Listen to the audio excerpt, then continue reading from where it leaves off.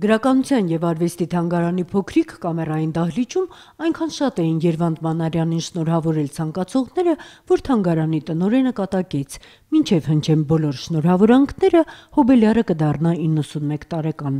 90-ամյա Մանարյանն ամենաերիտասարդն է այս դահլիճում, պնդում են արտիստի մտերիմներն ու երկրպագուները։ Երիտասարդական ավյունով Նահապետը ի սկզբանե փորձեց շրջանցել բոլոր շռայլ գնահատականներն ու ձոներքերը, բայց ապարդյուն ռեժիսոր, սցենարիստ, դերասան ու տիկնիկային արվեստի նվիրյալ Մանարյանը օրինակ եւ ուսուցիչ է եղել անգամ նրանց համար, ովքեր արտիստին աշակերտելու բախտը չեն ունեցել։ Երվանդ Մանարյանն իմ ուսուցիչն է։ Նա երբևիցե դաս չի տվել ինձ, երբևիցե խրատներով չի զբաղվել, բայց իր ամբողջ կեցվածքով, ինչպես կյանքում, այդպես էլ արվեստում, նա փայլուն օրինակ է ծառայել։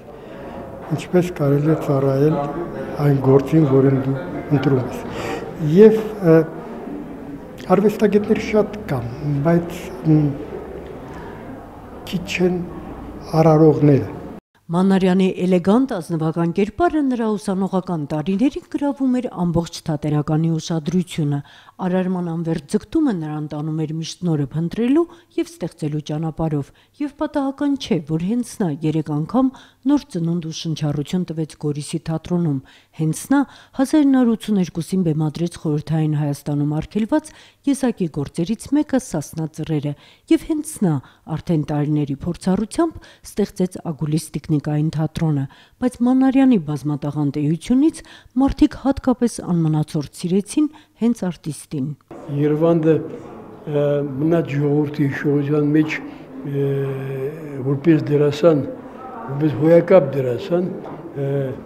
որտեղ նա կարողացավ ստեղծել շատ հետաքրքիր բնույթի կերպարներ, մեծ մասամբ արևմտյան Հայաստանի եղած կերպարները շատ լավ է կարողանում կերպել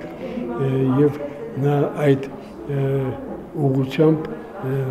շատ գործ արեց։ Երբ Մանարյանը գրեց «Տժվժիկի» սցենարը, նրա կրտսեր եղբայրը Արման Մանարյանը ընդամենև գիկի իր կուրսային աշխատանքներ նկարում, բայց ուսանողական այս աշխատանքը անվերապահորեն իր տեղը գտավ Ազգային կինոյի ոսկե ֆոնդում։ Մանարյանը գրեց նաև Չուխաջյանի Կարինեի կինոսցենարը ու սիրված բազմաթիվ կինոդերերի հետ միասին նվիրվեց տիկնիկային թատրոնին։ Մանարյան կրտսերը, ով իր կյանքի գլխավոր դասերն առել է հենց հորից, փաստում է, ժամանակն անզոր է նրա առջև։ Որպես ստեղծագործող արվեստագետ ինքը